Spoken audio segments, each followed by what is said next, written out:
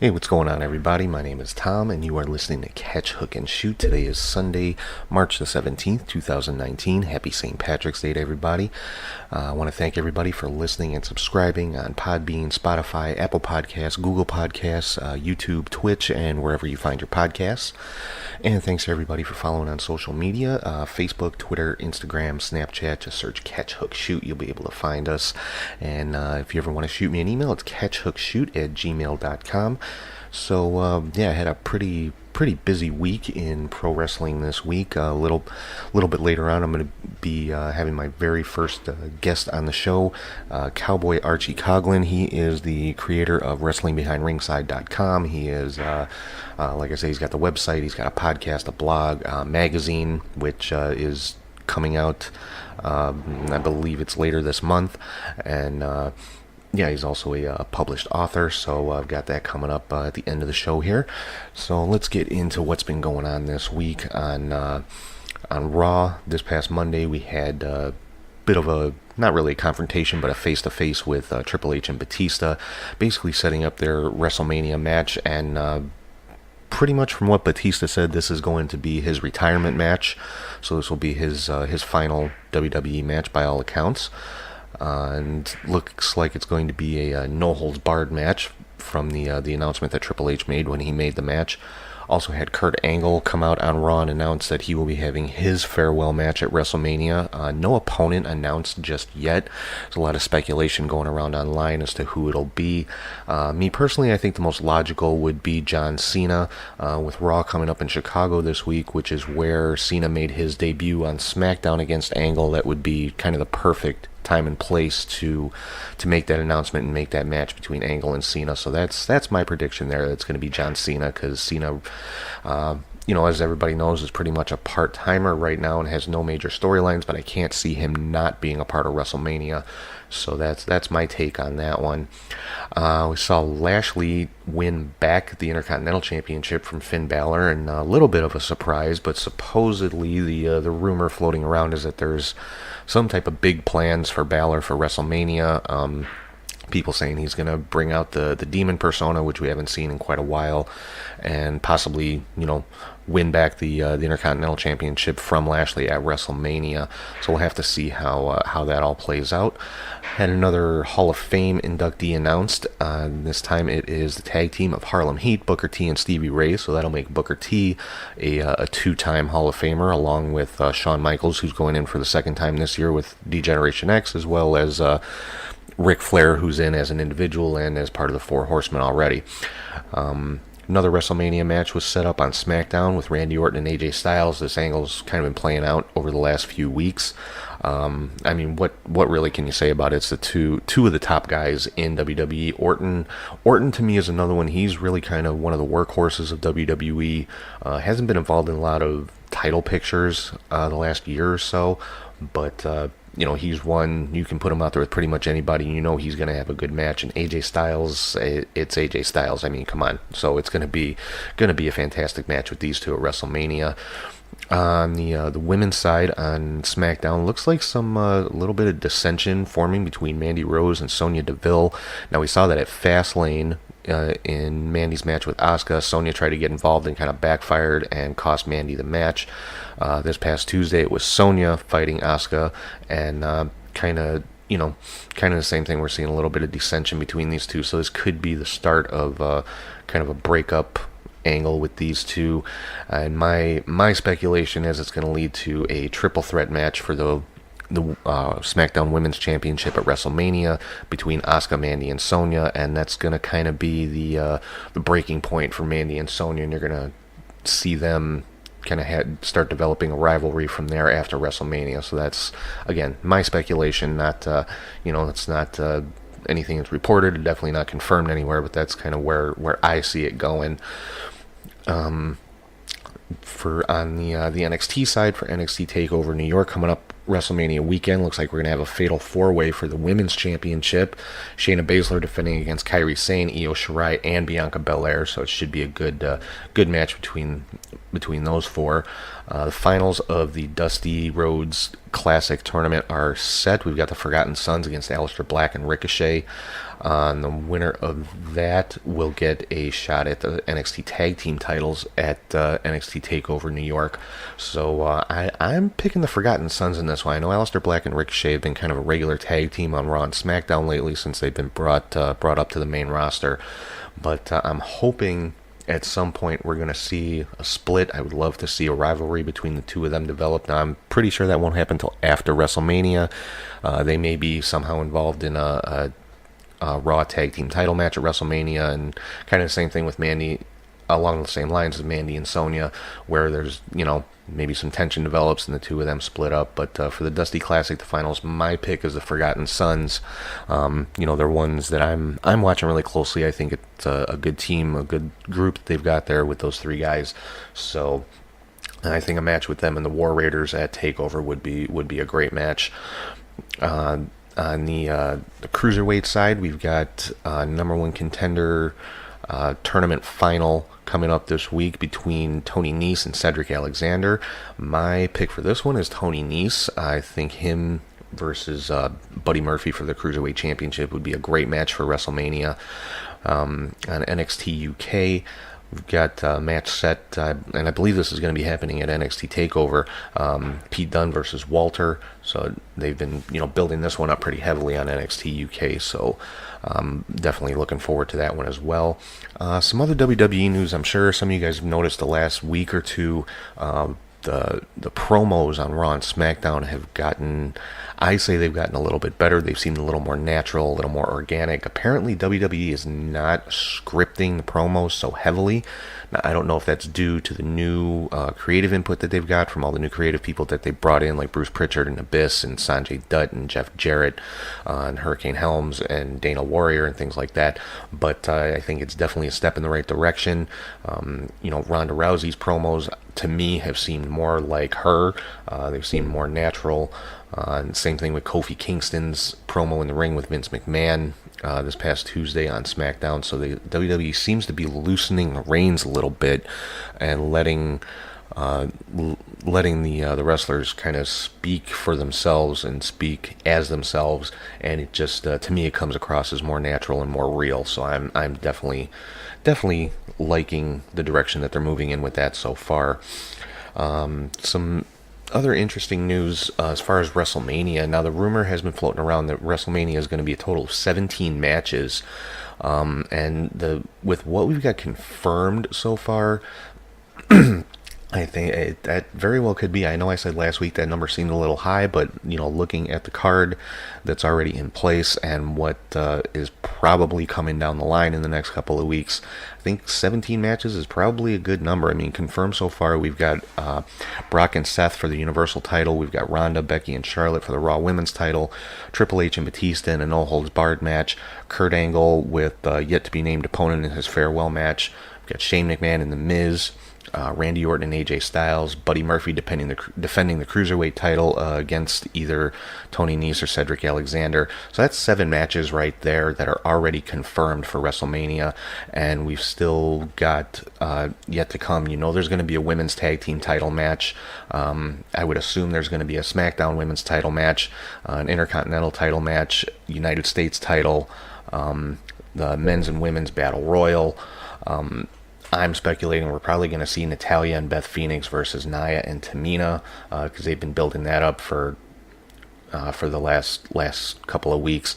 So if all of those matches are added right there, we're at about 14. So, and people who don't have matches yet that I'm sure are going to be somewhere on the card. The Undertaker, there's been speculation. Will he have a match? Won't he have a match? Will he even be part of WrestleMania? Who knows? As I was talking about a little while ago, Finn Balor, there's supposedly some pretty big plans for him as far as using his Demon King persona. Roman Reigns does not have a match yet. I would assume his would probably be against Drew McIntyre more than likely. Dean Ambrose really doesn't have a match going in. He could possibly have the match against McIntyre or possibly Elias or maybe Corbin. But I'd say Roman and Ambrose more than likely would have some kind of match or matches with Baron Corbin and Drew McIntyre. John Cena doesn't have a match yet. Like I said, my pick for him would be to be Kurt Angle's opponent. McIntyre, like I said, doesn't have a match yet. I would speculate that he would either be in there against Roman or Dean Ambrose, and Kevin Owens doesn't have a match yet. And as much as his return has been hyped and he was put into the world title picture kind of right off the bat with his return, I'd be very surprised if he doesn't have a match at WrestleMania, as well as Mustafa Ali. I mean, he's been, up until Kofi was put into the world title picture, he was pretty much the hottest thing going on SmackDown, and also the other members of the New Day don't have a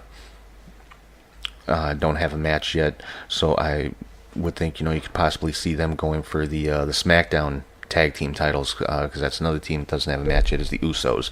So there's a lot of stuff out there that could happen. So I think 16, 17 matches really wouldn't surprise me. So I think we're looking at another 7-hour WrestleMania, folks, between the kickoff show and the main card. So moving away from WWE, it was announced that WoW Women of Wrestling was signed for Season 2 on Access TV, which is awesome. I watched the whole first season. I mean, I thought it was really, really good. Hopefully some of you guys caught it. If not, hopefully you're able to go back and catch up on it. Some other news, Lucha Underground. This was actually announced a couple of weeks ago. The producer for Lucha Underground basically said he thinks that Lucha Underground is pretty much dead, which is kind of sad. I was a big fan of Lucha Underground, and they ended this last season on, I guess, what you would call a cliffhanger, with Wade Barrett showing up, and they had been using Jack Swagger in this most recent season. So, I'm hoping that they'll sign on for another season, but it doesn't look like that's going to happen. In Impact Wrestling this week, we saw Jordynne Grace defeat Tessa Blanchard to become the number one contender for Taya for the Knockouts Championship. That should be a phenomenal match. I mean, the match with Jordynne Grace and Tessa Blanchard was great in and of itself, so I'm looking forward to seeing Jordynne versus Taya. Johnny Impact and Taya both made a heel turn this week on Impact and attacked Brian Cage. So, and this is just, all I was actually able to see of Impact was some highlights. So, I didn't get to see the whole show. I am going to hopefully go back and watch it on Monday when they show the replay, because I was actually at an indie event here in Chicago, which I'll be talking a little bit about in a few minutes here. The other kind of big story out of Impact is Gail Kim was suspended for attacking Tessa Blanchard, because Gail Kim is quote-unquote office now, and Tessa's a performer, so Gail got herself a 1-week suspension for that. Moving to Ring of Honor, this weekend was their 17th anniversary show. They had a pay-per-view and TV taping this weekend. On the pay-per-view, Villain Enterprises, Brody King and PCO defeated the Briscoe brothers for the Ring of Honor tag team titles, so they will go on to the G1 Supercard in Madison Square Garden WrestleMania weekend. They'll be facing the Guerrillas of Destiny for both the Ring of Honor and the IWGP Tag Team Championships. So that should be a pretty good matchup with those two teams there. It'll be interesting to see if one of them actually does come away with both titles, or if it goes to a draw or a disqualification or something along those lines and keeps those titles separate. Jay Lethal and Matt Taven went to a 60-minute time limit draw in what from what I read was a great match with these two. And then I guess Marty Scurll came out at the end because he is the number one contender for the Ring of Honor World Championship, and signs, I guess, are pointing to a triple threat match between Lethal, Taven, and Scurll at the same G1 Supercard. On the TV tapings, Villain Enterprises again won the 6-man tag team championships. They defeated the Kingdom, so Marty Scurll, Brody King, and PCO kind of are ruling the Ring of Honor tag team division right now. They've got the tag team championships and the 6-man tag team championships. Also on the TV tapings, the Briscoe brothers defeated Willie Mack and Cobb to qualify for the Crockett Cup coming up next month. So that's definitely, I would say they're probably the odds-on favorite at this point. AAA Mexico had their big event last night. Kind of a surprise at the end there. The Young Bucks made an unannounced appearance and challenged and defeated the Lucha Brothers for the AAA tag team titles. Now, AAA and AEW do have a working relationship, so it, kind of an interesting outcome with the Bucks winning the AAA tag team titles, but that just kind of adds more momentum, more fuel to the fire for their match at Double or Nothing coming up in May. So I'm sure that match will probably be for those AAA tag team titles. And getting into the indie wrestling show that I went to this past Friday, it was for a promotion called Warrior Wrestling. They run their events out of Marian Catholic High School here in Chicago, actually in the south suburbs of Chicago, in Chicago Heights. And this was an amazing show. The quality of the product that they put out and the level of talent that they're able to get for their shows is just outstanding. Brian Cage is the Warrior Wrestling Champion. He retained his title in a fatal four-way match against all three members of the Rascals. Jordan Grace defended her Progress Women's title against Lisa Marie Verone, formerly known as Victoria in WWE, and Tara in TNA. And Jordan Grace did retain the Progress Women's Championship in a fantastic match. And I gotta say, I had a chance to meet both Jordan Grace and Victoria before the show, as well as a lot of the other wrestlers. If you guys follow on social media, you saw all the pictures that I put up of everybody who I got a chance to talk to. Just really, really awesome people. Also got a chance to meet Brian Pillman Jr., of course, from the Hart Foundation and MLW. Just a really great, down-to-earth, nice guy. Talked to him for a couple of minutes, and just a really, really good guy. So another match from the show was Britt Baker versus Kylie Ray. That one ended in no contest due to interference by Havoc and OVE. Which kind of set up a match that took place the following night at AAW here in Chicago. Kylie Ray versus Havoc for the AAW Women's Championship, which Kylie Ray was the champion going in, and Havoc did defeat her for that title. But getting back to Warrior Wrestling, their next event coming up is on May 12th on Mother's Day. And of course the main event of the show that I saw was OVE versus SCU. It was just top to bottom, it was an outstanding match, or an outstanding card, I should say, the entire thing. The spot of the night, and I know I posted this on social media, was Congo Kong during a triple threat tag team match. Performed a suicide dive over the top rope onto basically everybody else that was in the match. It was something to see. A guy that big, pulling off that kind of move was crazy. But again, coming up May 12th, Mother's Day, is Warrior Wrestling's next event, and the main event, or what appears to be the main event for that show, they will be crowning their first ever Warrior Wrestling Women's Champion, and that match will be Jordan Grace versus Tessa Blanchard. So I'm definitely going to be in attendance for that one, with a special guest referee, Nora Greenwald, aka Molly Holly from WWE.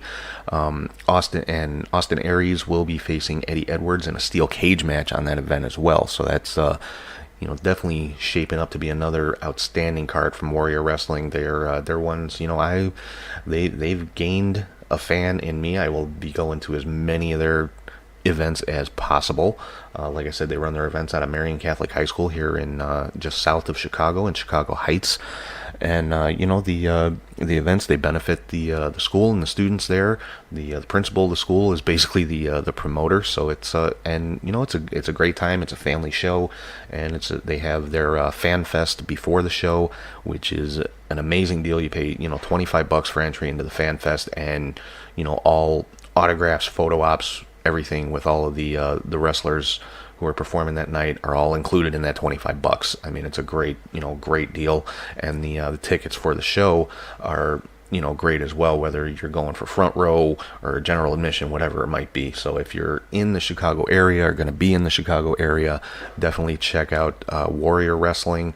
It's definitely one of the indies that I say is one to watch.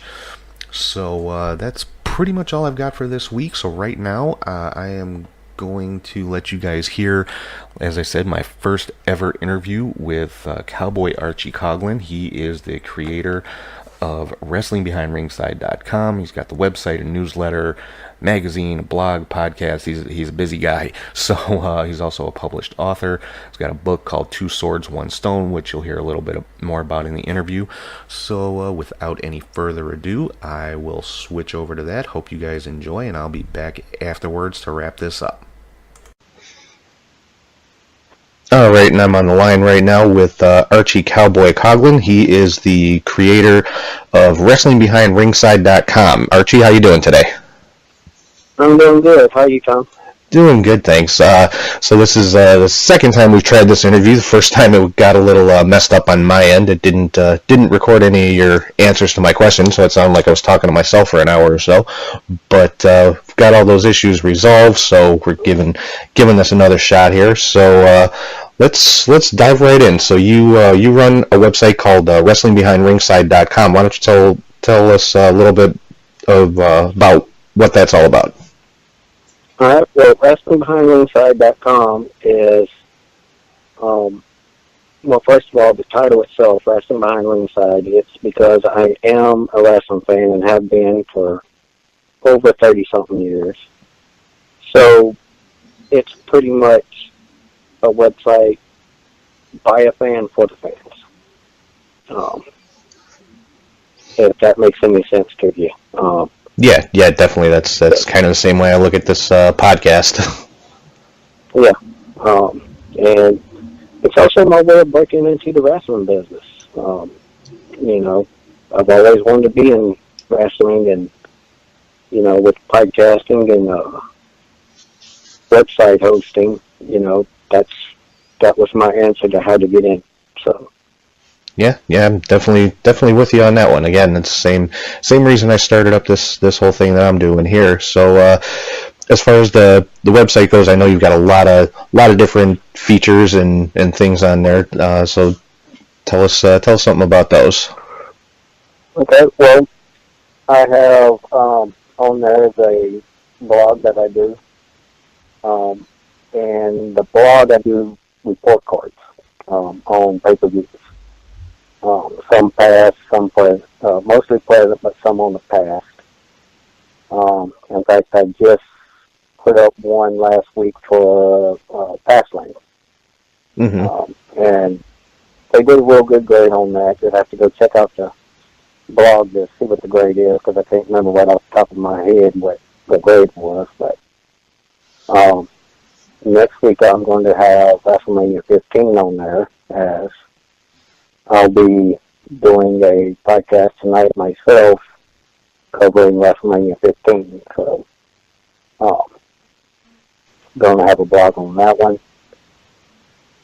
Then there's also a memorial where the wrestlers and from the wrestling business that have lived their lives to entertain us. So I pay tribute to them there. Stone Cold Stunner. Hall of 316, it's what it's called. But it goes over, it's pretty much pictures of everybody that Stone Cold has hit with a Stone Cold Stunner. Okay.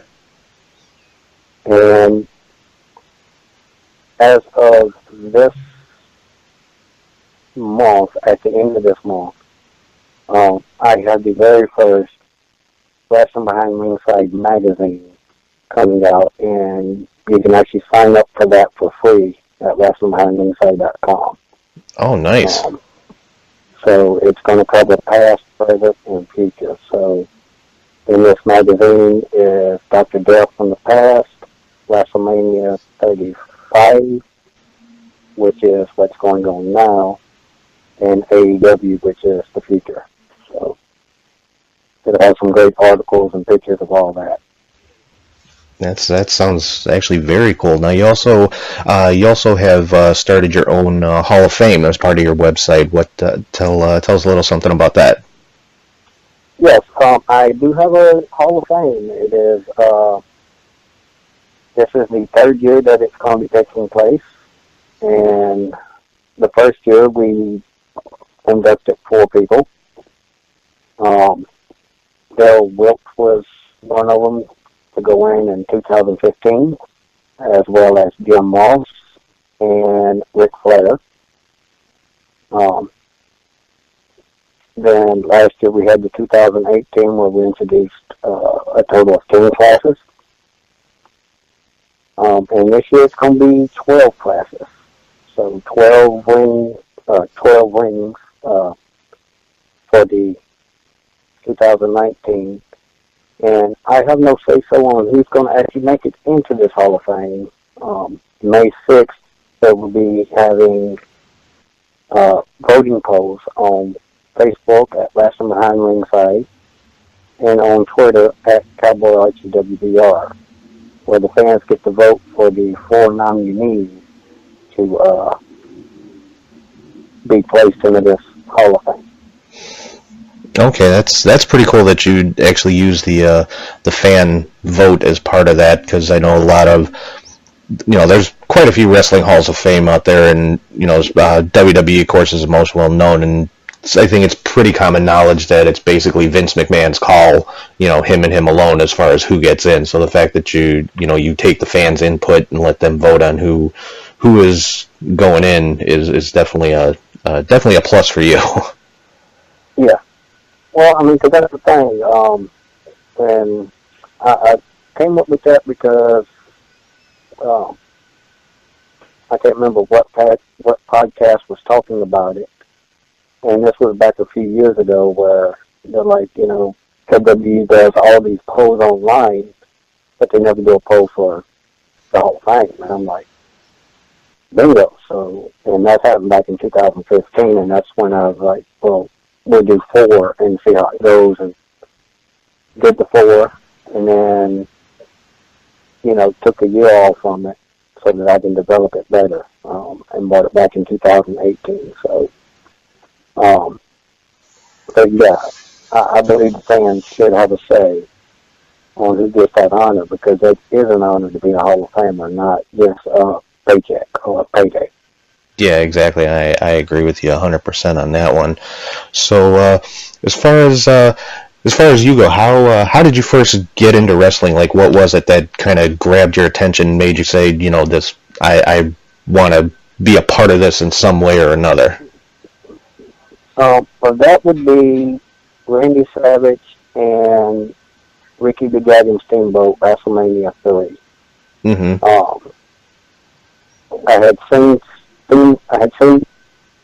I walked through the living room and Steamboat was there in the ring already. And I didn't really pay any attention, but whenever I was coming back through, Randy Savage was coming down the aisle. And his character just caught me because of how colorful and just the way he walked and the way he pointed. Just like, okay, something about to go down. So that's whenever I started paying attention. And after that, it was like, when does the next one come on? And just kept going and going. By the time I hit high school, because that was when I would have been 5. So whenever I hit high school, I was fully, a complete wrestling fan way before the Attitude Era. Mm-hmm. So I wasn't one that just came in at the Attitude Era and then left after the Attitude Era. I've stuck with it and struggled through the hard times and the good times. So. Yeah, and there's definitely been a lot of both in all those years. I've been a fan of it myself since the early '80s, so I definitely know what you're talking about there. So as far as growing up watching wrestling, like you said, you started with WrestleMania 3, basically. So what was WWE always your primary, like your favorite company, or were you into any of the independents, or back in those days, like the territories, like the NWA or anything like that? I was into the NWA, USWA. I watched Georgia Championship Wrestling for a little spell right before they went off the air. Never did get to see anything with AWA. So it's been nice to catch up on AWA to the WWE Network.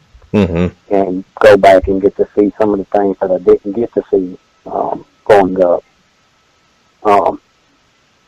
But pretty much it was, my top 2 was NWA and WWE.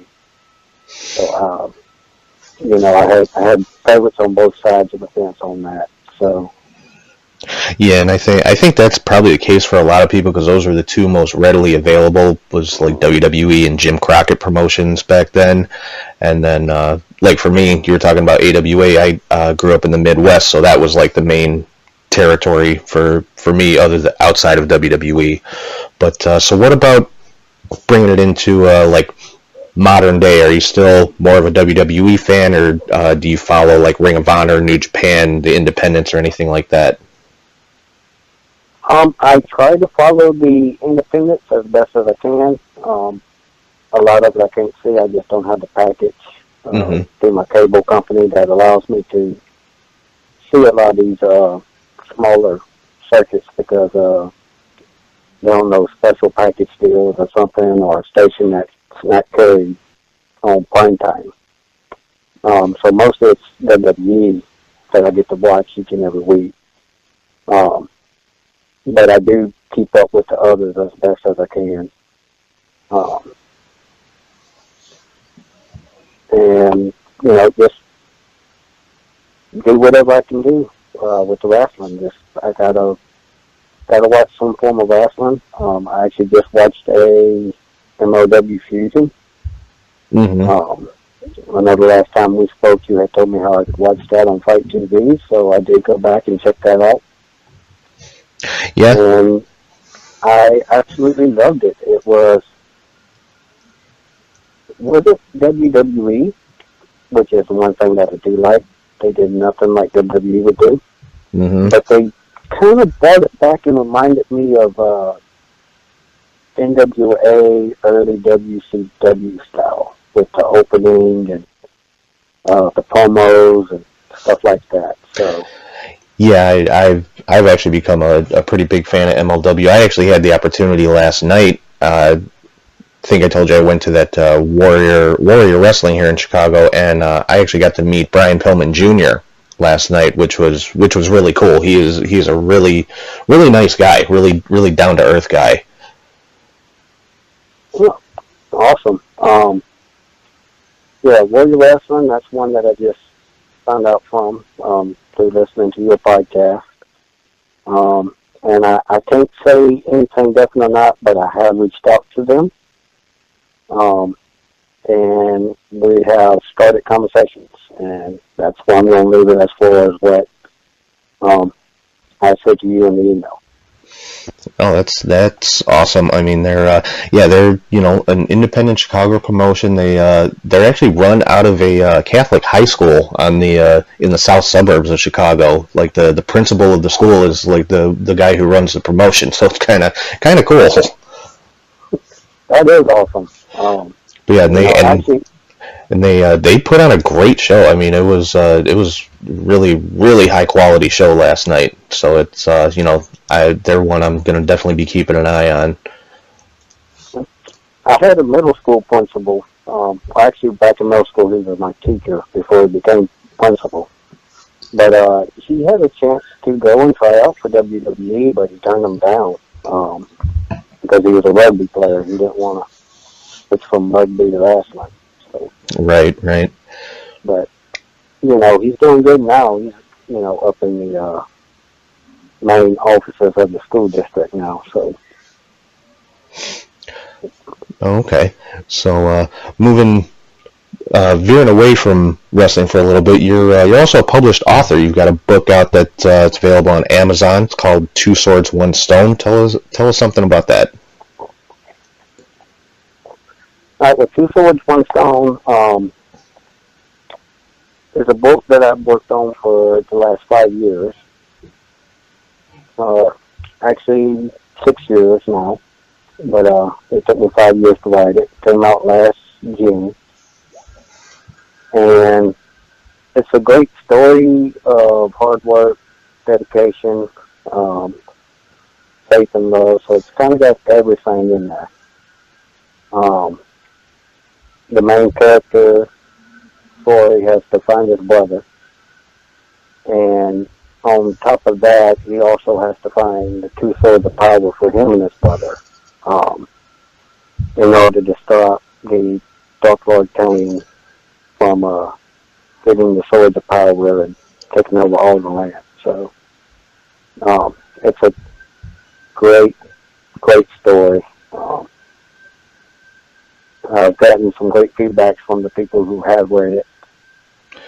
So yeah, the concept sounds really cool. I mean, it takes two things that I'm really passionate about, which is like the fantasy adventure type realm and blending it with a little bit of a wrestling kind of background in there. So that sounds really cool. I have not picked it up yet, but I am planning to order myself a copy from Amazon so I can check that out.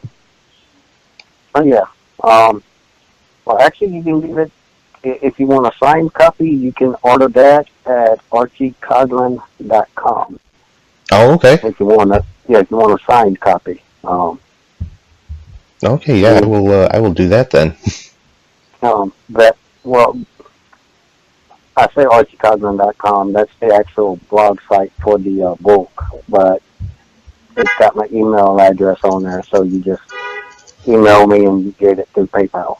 Because the website is not set up yet for the pay button where you just order it. Okay, gotcha. Good info to have there. So, getting back into wrestling a little bit, with the current state of wrestling, it seems like everybody out there, whether it's fans or podcasters or wrestlers themselves, everybody seems to have really really strong opinions on today's product. So what's your take on it? Specifically, WWE seems to be the one. It's either people either love it or they hate it. There really is no in between anymore. So what's your take on kind of the state of the WWE right now? My state with WWE right now is I love what they're starting to do. I can see what they're trying to change and kind of get a little bit of the similarity to the Attitude Era back.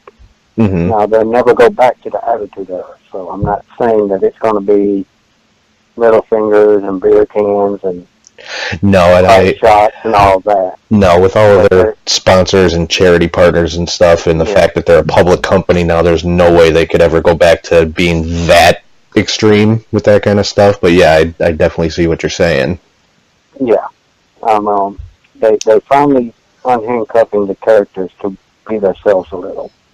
So I kind of dig that a whole lot.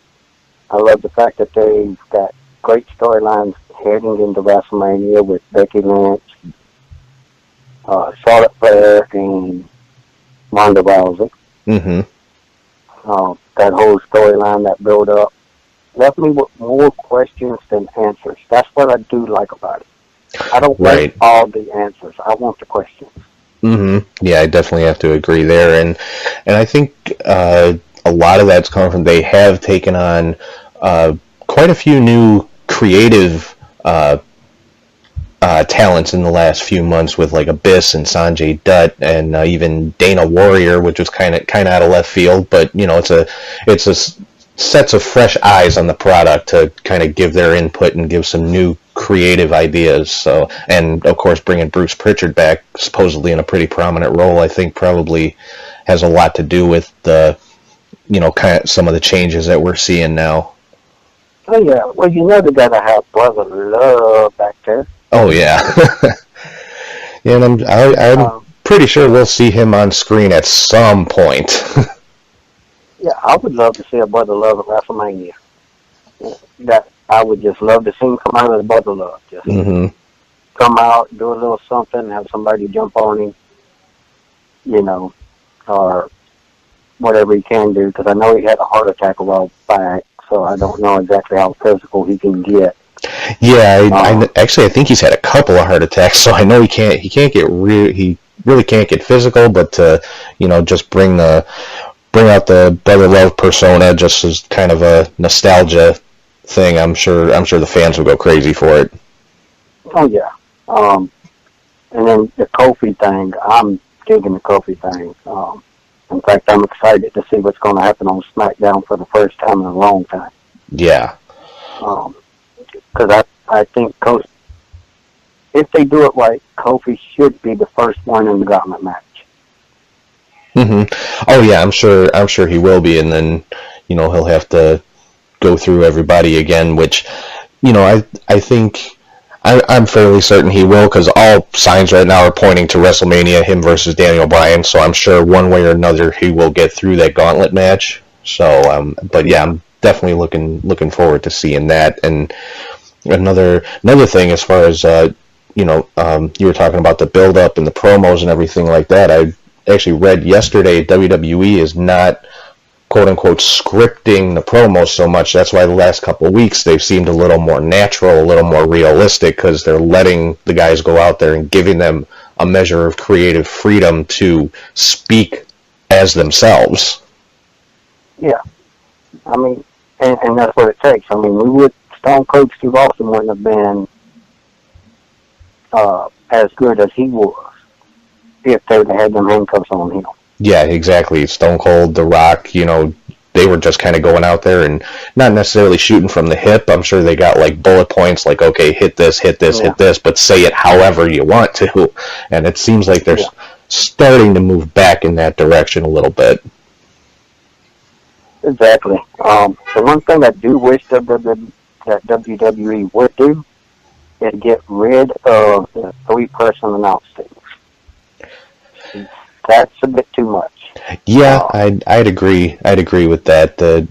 I miss the days of the two-man announce team. Yeah. Well, with three on the table, they talk over each other, and if there's two people on the table and both of them say something at the same time, you still understand what both said. Mm-hmm. With three, if they all three speak at the same time, then you're going, what happened? Now, for a guy in my shoes, I'm blind, so I have to rely on the announce tables to get me through the matches. And half the time I'm over here having to ask my wife what's going on in the ring because they're out there doing their politics and deal between each other.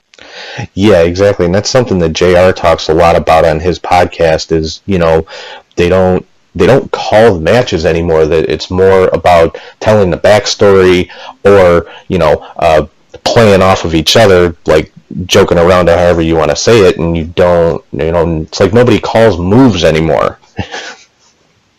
All right, I mean, I would love to hear a move be called, and not just a finishing move, but, hip toss, arm breaker, those moves, they don't call them no more.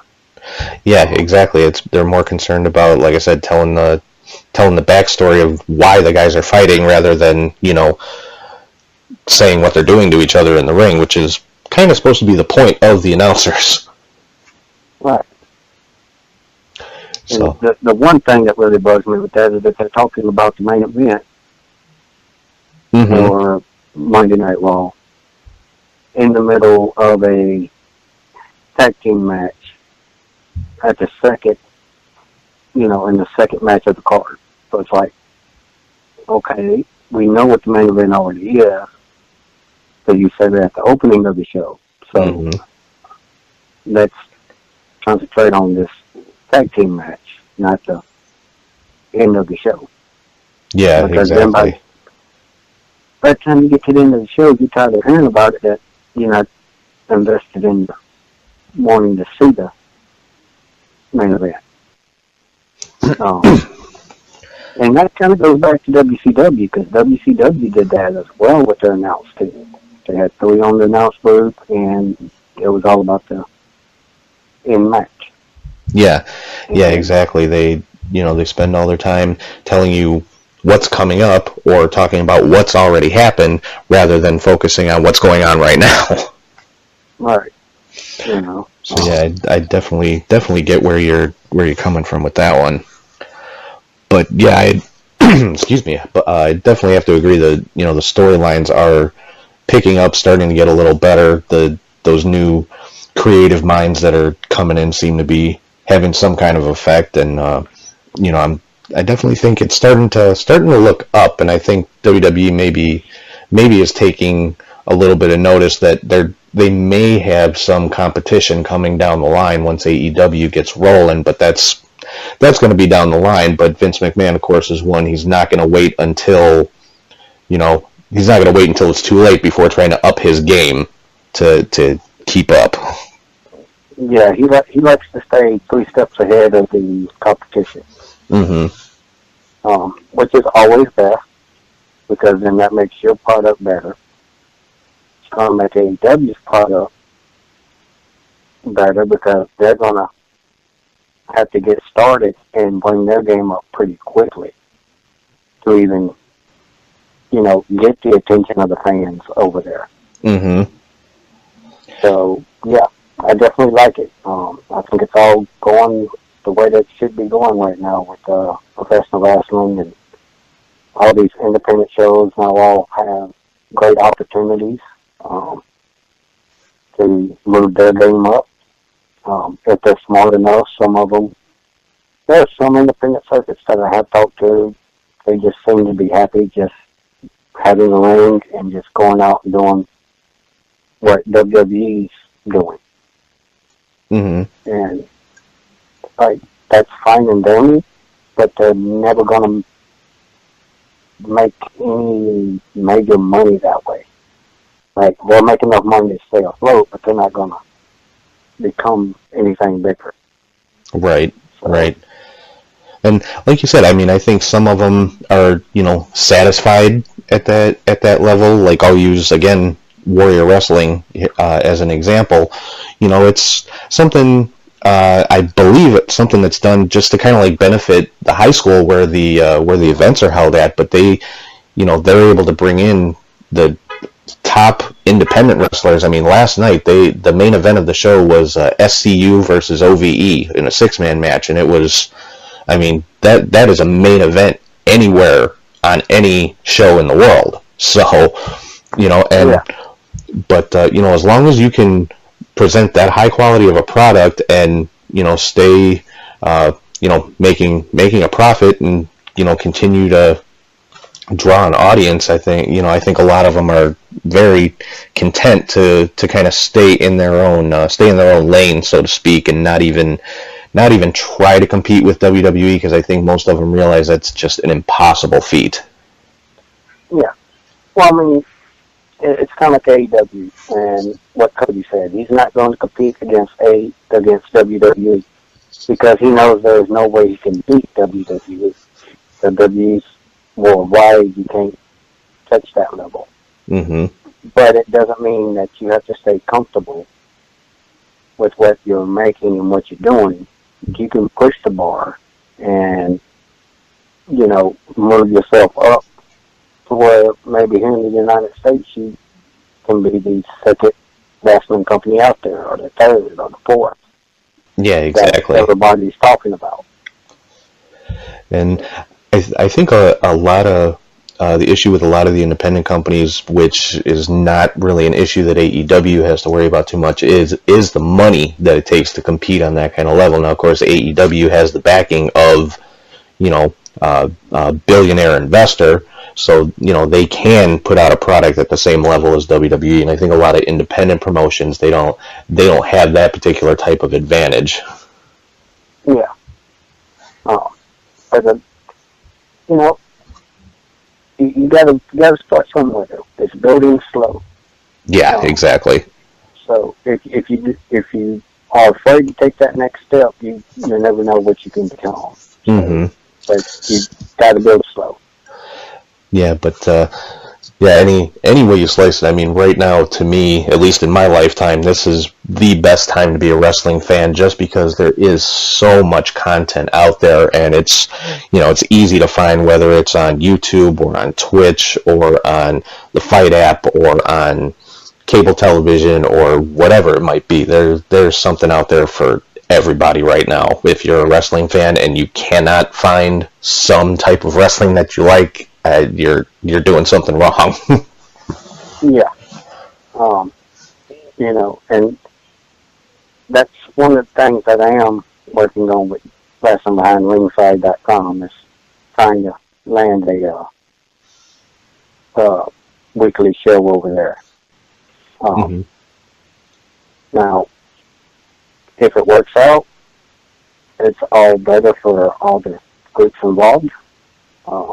If it doesn't, then, well, I just move on. Right. But and the end result, it's pretty much geared to give wrestling fans another place to go and check out another show. Mm-hmm. Yeah, most definitely. So, all right, I think we've been chatting for a little while here. I don't want to keep you too long. So before I let you go here, why don't you run down your website and where anybody would be able to find you online on, like I said, your website and social media and all that kind of stuff. All right. Well, you can check out wrestlingbehindringside.com, and there's a sign up spot on there where you can get your free monthly magazine for Wrestling Behind Ringside magazine. The first copy is going out at the end of this month. So next Friday is the end date of when we should have everything put together. So it'll be going out that Monday after. You can also catch me on Twitter at Cowboy Archie, WBR. Facebook is Wrestling Behind Ringside. As far as the book, Two Swords, One Stone, you can get that at Amazon.com, or you can visit the ArchieCoghlan.com website and get some blogs and some background details about some of the characters and my life personally and how it relates to the book.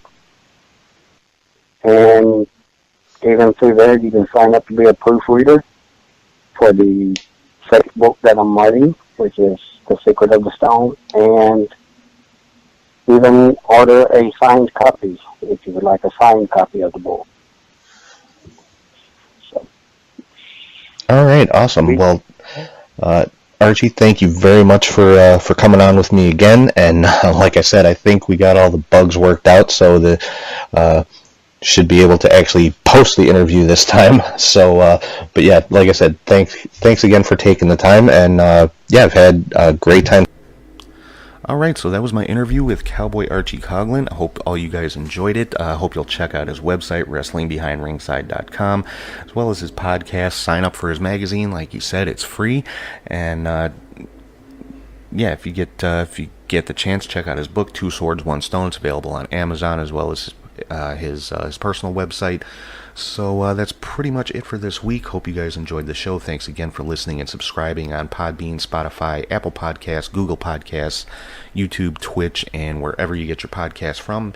Make sure you're following on social media, Facebook, Twitter, Instagram, Snapchat. On every one of those platforms, it's at CatchHookShoot. And if you ever want to shoot me an email, it's catchhookshoot@gmail.com. So with that, I will sign off for this week. And next week, I'm going to be getting into, talking a little bit about the WWE Hall of Fame. I know I mentioned it last week that I'd be discussing that coming up. And, it's one of those things. People tend to either love it or hate it. So I'm going to be going through, some of the people who are in, some of the people who are not in that maybe should be, some people that are in that are kind of head scratchers, like, well, why? And things like that. So it should be a good show, and I think I just heard a crash come from my kitchen. But anyway, so that's next week. But for right now, I am going to sign off, and I hope everybody has a good week, and I will talk to you guys soon.